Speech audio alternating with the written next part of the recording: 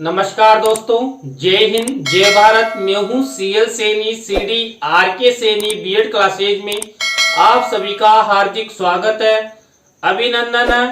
दोस्तों, हमारे चैनल के माध्यम से पाठ योजना निर्माण कार्यक्रम चलाया जा रहा है। इस पाठ योजना निर्माण कार्यक्रम के तहत आप द्वारा हमारे इस हेल्पलाइन नंबर पर जो भी पाठ योजना के टॉपिक हमें सेंड किए जाते हैं उन्हें हमारे द्वारा अंडर 10 डेज में बनाया जाता है और आपको प्रोवाइड करवाया जाता है और उसके बाद हमारे चैनल पर अपलोड किया जाता है। दोस्तों, आज की लाइव क्लास के अंतर्गत हम इतिहास पाठ योजना क्रमांक 21 के अंतर्गत मैसूर का किला, इस टॉपिक पर आपको पाठ योजना का निर्माण करना बताएंगे कि किस तरह आप मैसूर का किला इस टॉपिक पर प्रस्तावना के प्रश्न बना सकते हैं, किस तरह आपको विकासात्मक प्रश्न बनाने हैं, किस तरह छात्र अध्यापक छात्र अध्यापिका कथन करना है, किस तरह आपको बोध प्रश्न बनाने हैं। तो दोस्तों,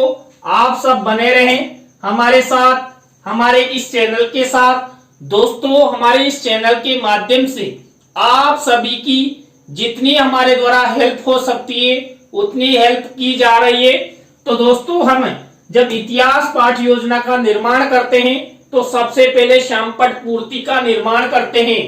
श्यामपट्ट पूर्ति के अंतर्गत वही विद्यालय का नाम, कक्षा, दिनांक, विषय, कालांश का समय और बीच सेंटर में हमारे प्रकरण का नाम लिखते हैं। श्यामपट्ट पूर्ति के बाद दोस्तों हम उद्देश्य, विशिष्टीकरण और अपेक्षित व्यवहारगत परिवर्तन का निर्माण करते हैं।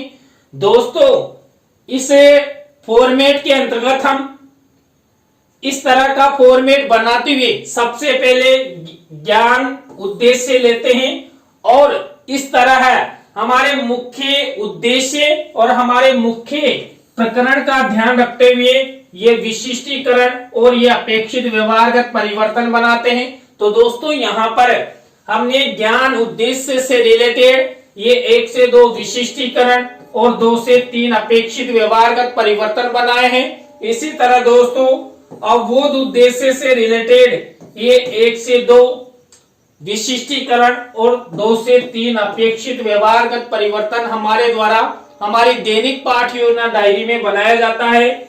इसी तरह दोस्तों, जो हमारा 3rd नंबर का उद्देश्य है ज्ञानोपयोग, इस उद्देश्य से रिलेटेड ये 1 से 2 विशिष्टीकरण और 2 से 3 अपेक्षित व्यवहारगत परिवर्तन बनाए जाते हैं।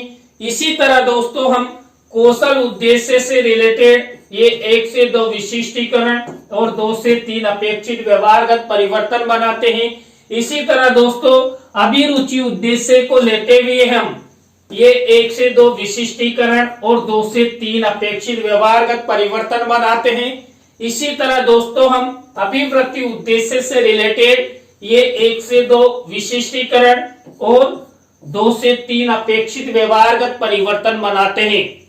दोस्तों, आप सबको इसी तरह इसी फॉर्मेट में ये उद्देश्य, विशिष्टीकरण और अपेक्षित व्यवहारगत परिवर्तन का फॉर्मेट बनाना है। दोस्तों, इसके बाद हम कक्षा शिक्षण सहायक सामग्री का फॉर्मेट बनाते हैं। सहायक सामग्री के अंतर्गत हम 2 प्रकार की शिक्षण सहायक सामग्री का प्रयोग करते हैं, सामान्य और विशिष्ट। दोस्तों, सामान्य शिक्षण सहायक सामग्री तो हमें मार्केट में रेडीमेड मिल जाती है, लेकिन जो विशिष्ट शिक्षण सहायक सामग्री होती है उसका निर्माण हमें करना होता है। विशिष्ट शिक्षण सहायक सामग्री के अंतर्गत दोस्तों हम चार्ट, चित्र, मॉडल, प्रतिकृति आदि का निर्माण करते हैं। तो दोस्तों, यहाँ पर मैसूर का किला, इस टॉपिक पर हम चार्ट और चित्र का प्रयोग करेंगे। और दोस्तों, यदि आप इस पर फाइनल लेसन देने जा रहे हैं तो आप मैसूर के किले का अच्छा मॉडल बना सकते हैं। दोस्तों, कक्षा शिक्षण सहायक सामग्री के बाद आपको पूर्व ज्ञान का कॉलम बनाना है। पूर्व ज्ञान के कॉलम के बाद आपको शिक्षण बिंदुओं का कॉलम बनाना है। दोस्तों, इस पाठ योजना में हम 3 टीचिंग पॉइंट लेकर लेसन प्रेजेंटेशन करेंगे, लेसन का निर्माण करेंगे। तो यहाँ पर दोस्तों, मैसूर के किले से संबंधित 3 शिक्षण बिंदु हमारे द्वारा लिए जाएंगे। पहला, टीचिंग पॉइंट मैसूर के किले की स्थिति एवं इतिहास। दूसरा टीचिंग पॉइंट लेंगे मैसूर के किले की स्थापत्य कला, वास्तुकला। इसके बाद थर्ड नंबर का टीचिंग पॉइंट मैसूर के किले का महत्व। इस तरह आपको ये 3 टीचिंग पॉइंट लेकर आपको लेसन बनाना है। तो हमारे द्वारा भी इन्हीं 3 टीचिंग पॉइंट पर आपको ये लेसन निर्माण करना बताया जाएगा।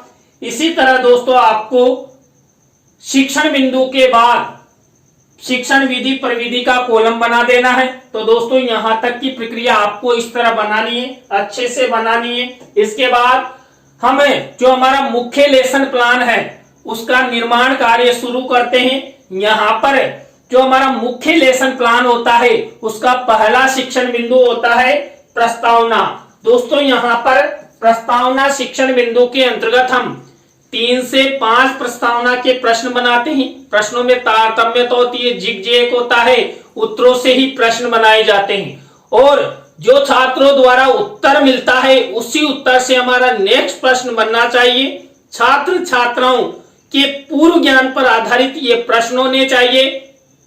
छात्र छात्रा आसानी से इन प्रश्नों के उत्तर दे सके, ऐसे प्रश्न यहाँ पर बनाए जाते हैं। तो दोस्तों मैसूर के किले पर मैंने प्रस्तावना के प्रश्न कैसे बनाए।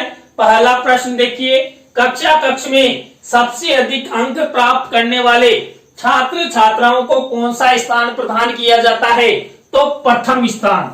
अब ये उत्तर मिला है, इसी उत्तर से हमारा नेक्स्ट प्रश्न बनेगा, जनसंख्या की दृष्टि से विश्व में प्रथम स्थान पर कौन सा देश है?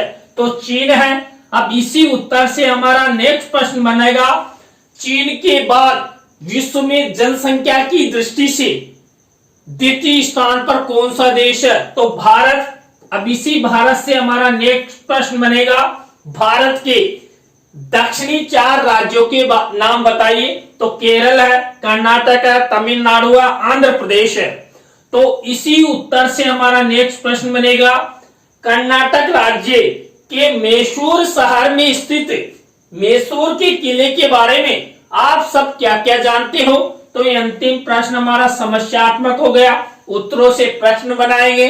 प्रश्नों में तारतम्यता है, जिग-जैग है और छात्र छात्राओं के पूर्व ज्ञान पर आधारित है। यहाँ पर छात्र छात्रा इन प्रश्नों के उत्तर आसानी से दे सकते हैं। तो दोस्तों प्रस्तावना शिक्षण बिंदु के बाद हम हमारी सेकंड स्टेप अपनाते हैं उद्देश्य कथन की। तो दोस्तों यहाँ पर उद्देश्य कथन किया गया है, बच्चों आज हम सब मैसूर के किले की स्थिति एवं इतिहास, स्थापत्य कला यानी वास्तुकला तथा महत्व के बारे में विस्तार से अध्ययन करेंगे। तो आप सब बने रहें हमारे साथ, हमारे इस चैनल के साथ। और दोस्तों यदि आप हमारे इस चैनल पर पहली बार आए हैं तो हमारे इस चैनल को सब्सक्राइब करें और पास ही बने बेल आइकन को जरूर दबावें। और दोस्तों यदि हम यहाँ पर उद्देश्य कथन में चित्र दिखाना चाहते हैं, कोई मॉडल दिखाना चाहते हैं, तो इस तरह आपको ये चित्र मिनीचर के रूप में लगाना है। तो यहाँ पर ये मैसूर के किले का, मैसूर पैलेस का यहाँ पर चित्र शिक्षण सहायक सामग्री के कॉलम में लगाना है। तो इस तरह ये उद्देश्य कथन हुआ। उद्देश्य कथन के बाद हमारा थर्ड नंबर का शिक्षण बिंदु आता है पाठ प्रस्तुतिकरण, लेसन प्रेजेंटेशन। इसके अंतर्गत हमने जो आपको 3 टीचिंग पॉइंट बताए उनके आधार पर हम पाठ योजना का निर्माण करेंगे। तो दोस्तों यहाँ पर हमारा पहला टीचिंग पॉइंट है मैसूर के किले की स्थिति एवं इतिहास। अब यहाँ पर सबसे पहले इस टीचिंग पॉइंट से रिलेटेड हम विकासात्मक प्रश्न उत्तर बनाएंगे। तो ये विकासात्मक प्रश्न उत्तर है। विकासात्मक प्रश्नोत्तरों के बाद हम इसी टीचिंग पॉइंट यानी मैसूर के किले के इतिहास और स्थिति से रिलेटेड ये छात्र अध्यापिका कथन करेंगे। इसी से रिलेटेड कोई मुख्य शब्द सेंटेंस को श्याम पटकारे वाले कॉलम में यहाँ पर सिल्वर कलर के पेन से इस तरह का मिनीचर बना देंगे। और इसी टीचिंग पॉइंट से रिलेटेड दोस्तों हम शिक्षण सहायक सामग्री के कॉलम में चित्र मिनीचर के रूप में लगाएंगे। तो देखिए ये मैसूर का पुराना किला है और ये मैसूर पैलेस, यानी कि 2 बार इसका निर्माण हुआ है। तो इस तरह हम मैसूर के किले की स्थिति एवं इतिहास से रिलेटेड छात्र अध्यापक छात्र अध्यापिका कथन करेंगे। इसके बाद इसी टीचिंग पॉइंट से रिलेटेड हम क्या करेंगे, बोध प्रश्न उत्तर बनाएंगे। तो दोस्तों यहाँ पर ये बोध प्रश्न उत्तर है। तो इस तरह हमारा जो पहला टीचिंग पॉइंट है वो कंप्लीट होता है। तो दोस्तों यहाँ पर पहले टीचिंग पॉइंट में हमने क्या किया, सबसे पहले विकासात्मक प्रश्नोत्तर बनाए, छात्र अध्यापक छात्र अध्यापिका कथन किया और बोध प्रश्नोत्तर बनाए। दोस्तों इसके बाद हमारा दूसरा टीचिंग पॉइंट शुरू होता है। दूसरा टीचिंग पॉइंट है मैसूर के किले की स्थापत्य कला वास्तुकला। अब यहाँ पर दोस्तों वही प्रक्रिया अपनाएंगे जो हमने पहले टीचिंग पॉइंट में अपनाई थी। तो सबसे पहले हम विकासात्मक प्रश्नोत्तर बनाएंगे। तो दोस्तों ये विकासात्मक प्रश्नोत्तर हो गए। विकासात्मक प्रश्नोत्तरों के बाद वही इसी टीचिंग पॉइंट से रिलेटेड हम छात्र अध्यापक छात्र अध्यापिका कथन करेंगे, शाम पटकारे का मिनीचर बनाएंगे और शिक्षण सहायक सामग्री के कॉलम में यहाँ पर चित्र मिनीचर के रूप में लगाएंगे। तो यहाँ तक की प्रक्रिया इस तरह इस फॉर्मेट में बनानी है। अब इसी टीचिंग पॉइंट से रिलेटेड, कौन से टीचिंग पॉइंट से रिलेटेड, मैसूर के किले की स्थापत्य कला वास्तुकला से रिलेटेड बोध प्रश्नोत्तर बनाएंगे। तो दोस्तों ये बोध प्रश्नोत्तर हमारे द्वारा बनाए गए हैं। तो इस तरह दोस्तों हमारे 2 टीचिंग पॉइंट कंप्लीट हो चुके हैं।